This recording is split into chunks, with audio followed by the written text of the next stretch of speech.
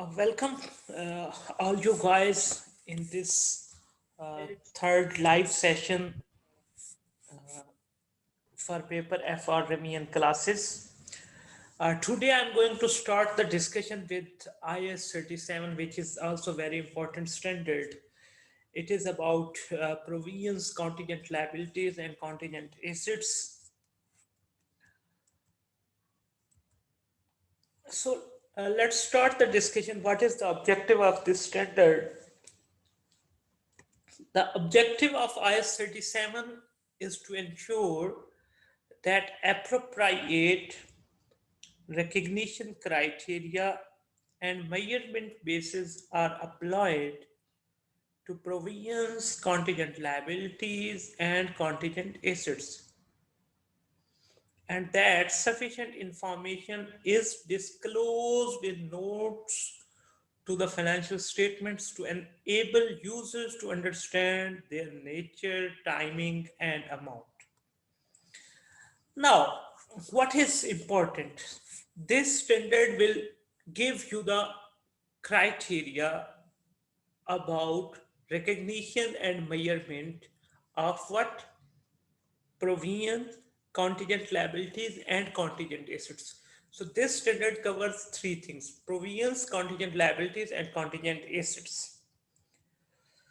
Then what is the scope of this standard? IS 37 excludes obligations and contingencies arising from financial instruments, which is now IFRS 9 financial instruments, non-onerous executory contracts, insurance contracts, or any item which is covered by another IFRS.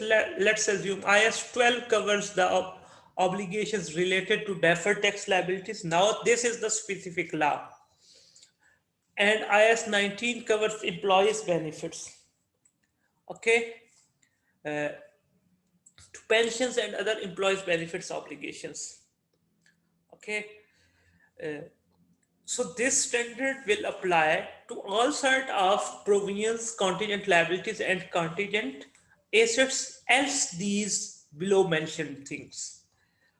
Now, these definitions are very important. First definition is about provision. What is provision? It is a liability of uncertain timing or amount. So first of all, this is a liability, but here you don't know about when this liability will occur and what amount you are supposed to pay. You are uncertain about two things. You are certain that you have obligation, but when that obligation you will pay, and at which amount you will pay, you are not certain about that. Okay. After that, liability. It is present obligation as a result of past events, and settlement is expected to result in an outflow of resources. Now, what is liability? You all people are know that this is current obligation, which for to settle that obligation you are supposed to outflow your resources, and this obligation is a result of an past event. Okay. Then contingent liability, a possible obligation, depending on whether some uncertain future event occurs.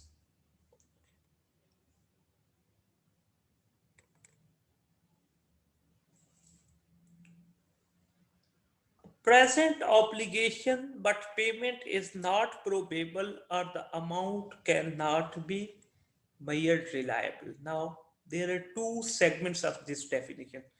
First one is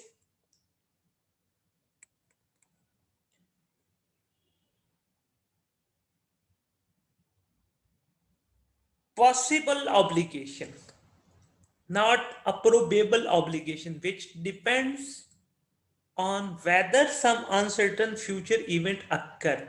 So its occurrence will depend upon a event which will occur in the future. So you are not certain whether that future will occur or not, but it is otherwise it is a present obligation, but its amount cannot be determined reliably. So first of all, we are supposed to look at what is possible obligation. In next slides we will talk about different types of obligations. Then contingent asset, a possible asset that arises from past event and whose existence will be confirmed only by the occurrence or non-occurrence of one or more uncertain future events, not wholly within the control of the entity. It's like that you guys are asking your friend that if you are cricket fan that Pakistan team will win the match, then I will give you one watch, wristwatch. So when you will get the wristwatch, if Pakistan will win, and that is not in your control. It's like that. So possible asset means it is past event. You have discussion with each other, but its confirmation, its existing confirmation will depend upon future event. Okay.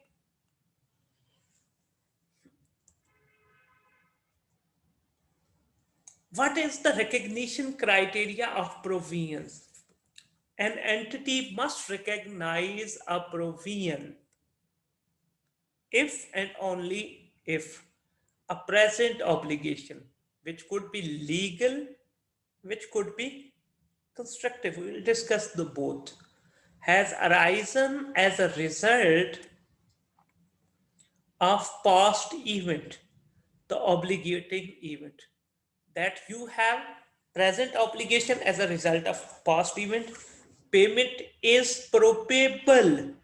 Probable means chances of occurrence are more than chances of non-occurrence.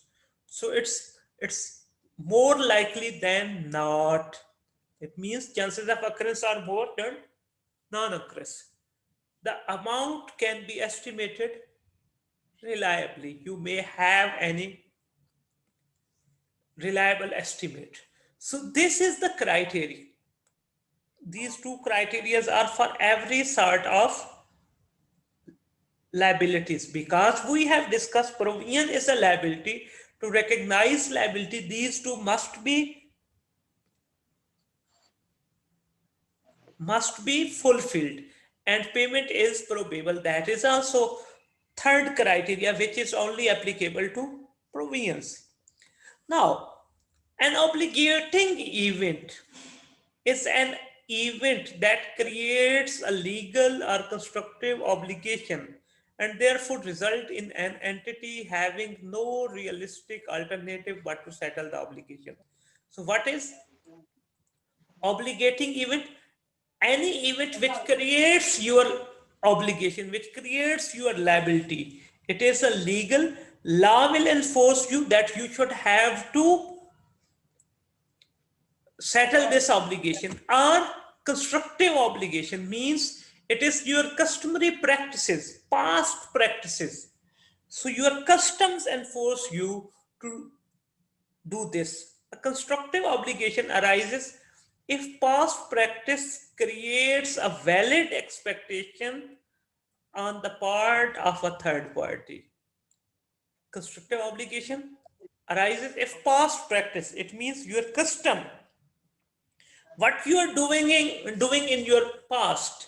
For example, a retail store that has a long-standing policy of allowing customers to return merchandise within, say, a 30-day period. So this is your practice. Due to that practice, there is a possibility that you may have obligation. So obligating event occurs obligating event occurs?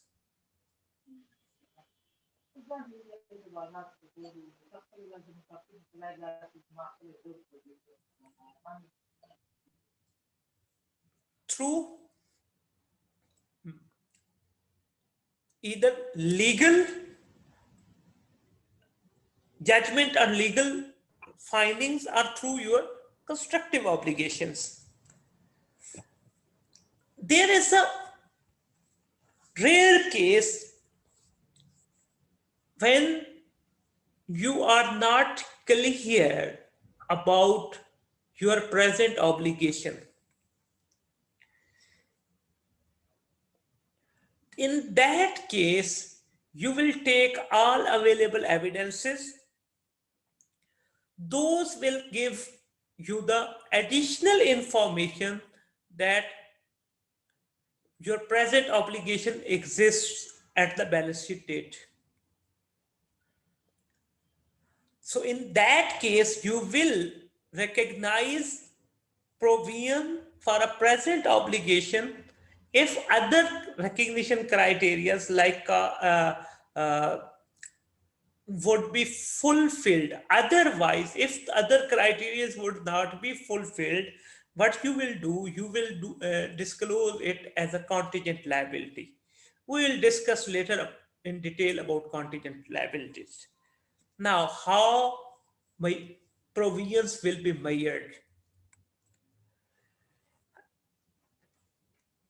The amount you are going to recognize as a provision should be best estimate of the expenditure required to settle the present obligation at the balance sheet date. At your reporting date, it would be your best estimate.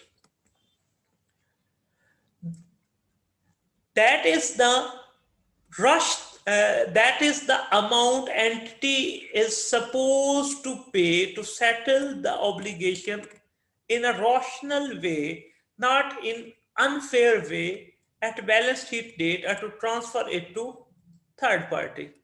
For instance, first of all, we are supposed to look at provisions for one-off events.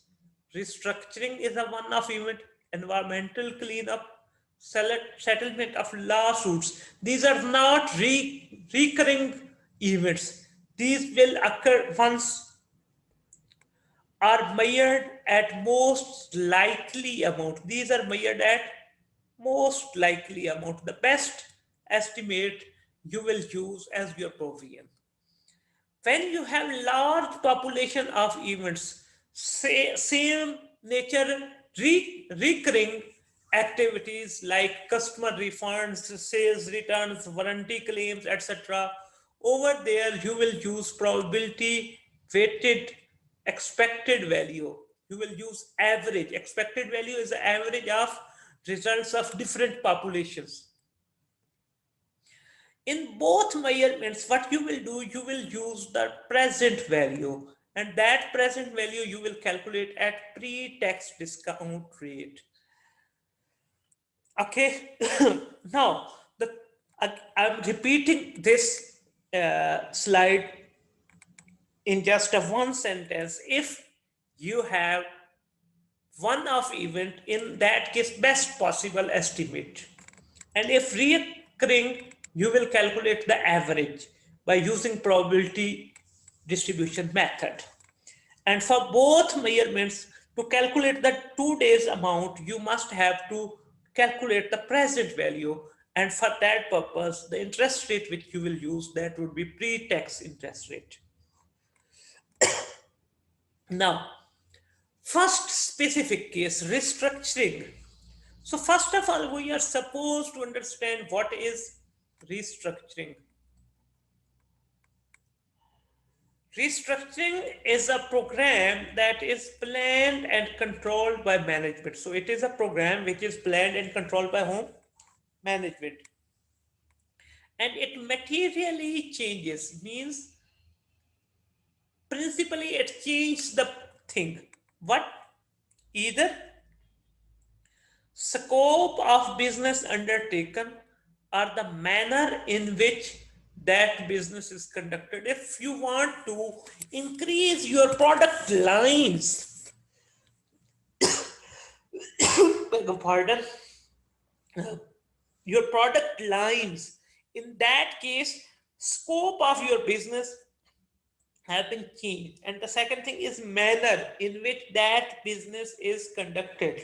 The way you are conducting the business. If your uh, spectrum of business is changed or the way you are doing your business is changed, then we will say that there is a restructuring.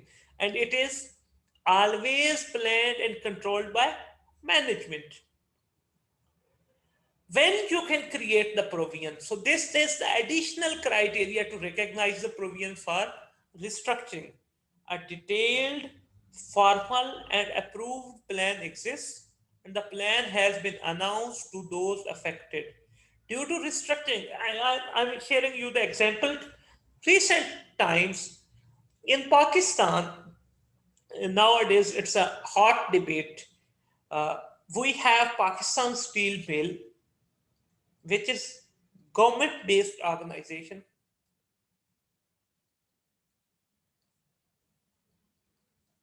This is the government-based organization, owned organization. And it has thousands of employees. And for so many years, this organization is facing losses. And due to that, recently, government of Pakistan has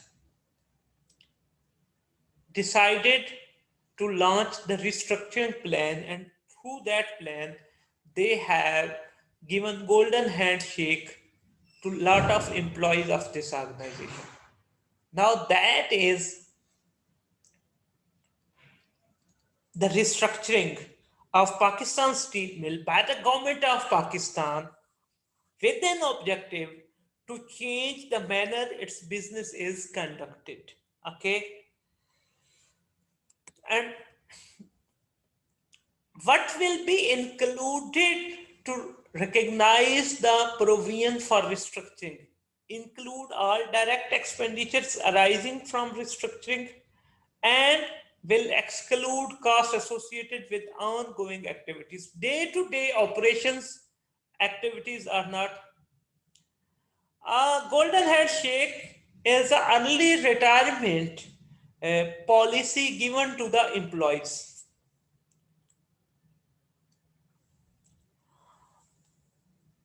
Exclude costs associated with ongoing activities. You will only consider direct expenditures arising from restructuring. Okay, now the cost associated with retraining or relocating staff, marketing or investment in new systems and distribution networks may not be included. So these are the cost. Principle is if your all the costs, those are for your day-to-day activities. If it will principally change the way you are doing your operations or the scope of your business, then it will be considered as restructuring, and its direct expenditure related to restructuring will be allowed for provision. Others expenses, those are for day-to-day workings, you cannot create a provision. Then onerous contracts.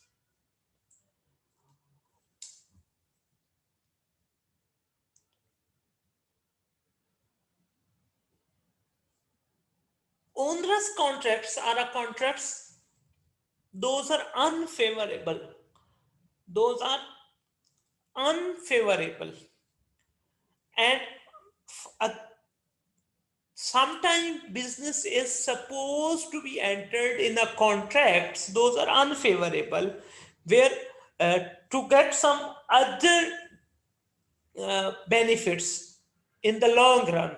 So these are unavoidable costs of meeting the obligations under the contract exceeds the economic benefits expected to be received under it. The signing of the contract is a past event, giving rise to the obligation to make the payments, and those payments, discounted if the effect is material, will be measure of excess of cost over the benefit. So provision would be only allowed for the net cost that should be recognized as expense in your statement of profit and loss. So net loss would be uh, for against net loss, you will only recognize your provision, and later on, once you will unwind the discount, let's assume you are supposed to make the payment uh, from current time period to in year 2 time period of 2000. So to create this is the ultimate loss which you are bearing due to this contract, onerous contract. Onerous contract definition is these are the loss making contracts where your benefits are less than your costs. So today is year 0 and exactly after 1 year it would be year 1. So you will discount this. Let's assume your discount cost of capital is R is 10%. So it would be 0.826 times 2000 and is equal to uh, 0.826 times 2000 is equal to 1652. This is the provision which you have created now, and after 1 year, what you required 2000 at the end of year 2. You will unwind this 1652 times 0.10. You will add up 165 in this. For again, you will increase your provision from 1652 to plus uh, 165. It would be 1817. Then again,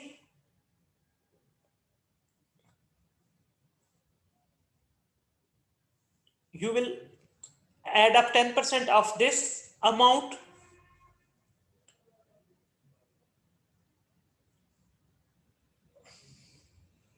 and it will become 2000 at the end of the year 2. Okay, now this process is called unwinding. So once you're doing the unwindings, it will be charged as finance cost and your provision will be increased.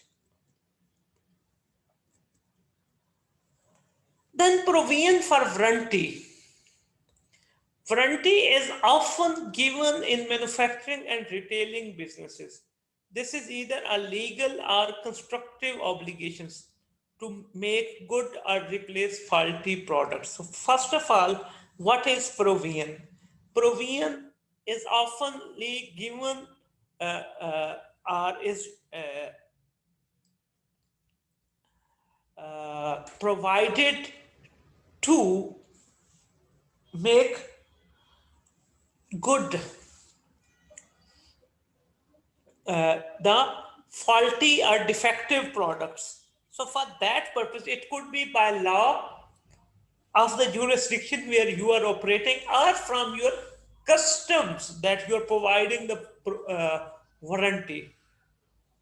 So provision you are creating when at the time of sale, because due to that sale, you are expecting that in future there would be repairment or replacement. You will not create a provision because whole provision concept is based on prudence concept that expected losses must have to be recognized immediately. Okay. So how much amount you are supposed to create the provision for warranties will depend upon your estimate of your past experience. How many claims will be made? First of all, first thing, and then second case is how much each repair will cost. So you will estimate these two things, and then you will estimate the total amount of uh, provision.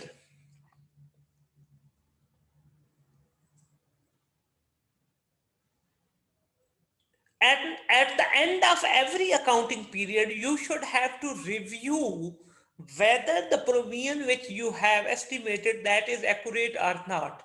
And then you will again increase or decrease the amount of provision.